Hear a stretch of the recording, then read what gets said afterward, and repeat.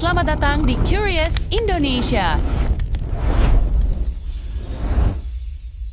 Lihatlah sekeliling kita dengan smartphone, internet, dan perjalanan luar angkasa. Rasanya kita adalah puncak peradaban manusia, kan? Tapi bagaimana kalau saya katakan, mungkin saja kita salah. Mari kita mundur ribuan tahun ke belakang dan bertanya, apakah peradaban kuno sebenarnya lebih maju dari kita? Pertanyaan ini mungkin terdengar aneh.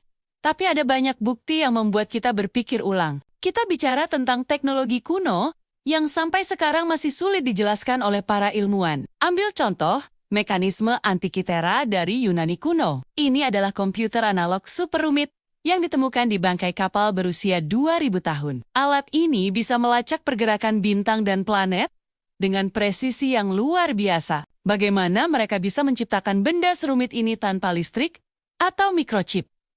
Ini adalah misteri besar. Lalu, mari kita lihat bangunan-bangunan raksasa yang tersebar di seluruh dunia.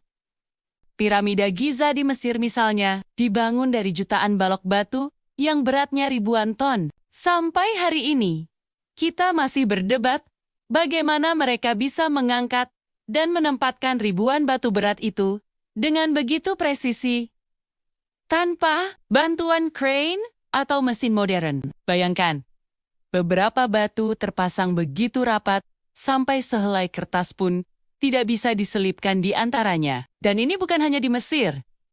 Di Peru, ada tembok Sacsayhuaman dibangun oleh peradaban Inca. Batu-batu raksasa dengan bentuk tidak beraturan, dipahat dan disusun seperti puzzle 3D yang sempurna, tanpa menggunakan mortar sama sekali. Bagaimana cara mereka memotong dan membentuk beta-beta keras itu? Dengan begitu presisi, teknologi apa yang mereka miliki? Di India, ada pilar besi Delhi yang sudah berdiri lebih dari 1600 tahun, tapi hampir tidak berkarat. Padahal pilar ini terbuat dari besi murni 98% dan terus-menerus terpapar cuaca. Sampai sekarang, ahli metalurgi modern masih kagum dan mencoba meniru kualitas besi anti karat seperti itu. Ini menunjukkan pengetahuan metalurgi yang sangat canggih pada masanya. Tentu saja, ada banyak teori yang mencoba menjelaskan semua ini. Para arkeolog dan sejarawan mainstream percaya bahwa peradaban kuno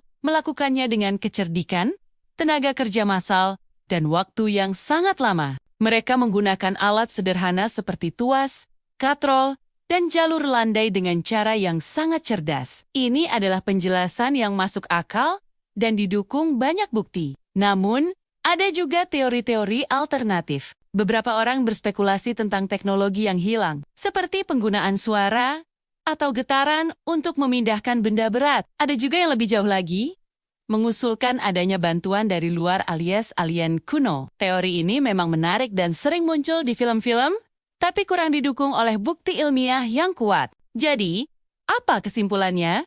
Apakah mereka lebih maju? Mungkin bukan, lebih maju dalam arti seperti kita sekarang.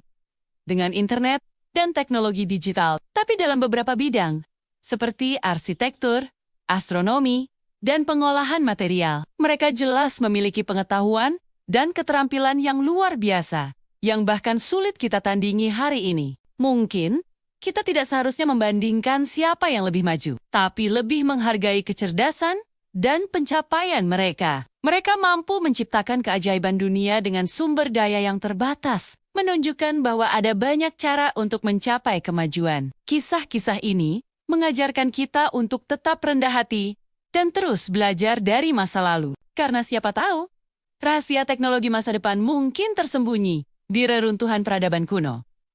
Bagaimana menurut kalian? Apakah ada teknologi kuno lain yang membuat kalian takjub? Tulis di kolom komentar ya. Terima kasih sudah menonton.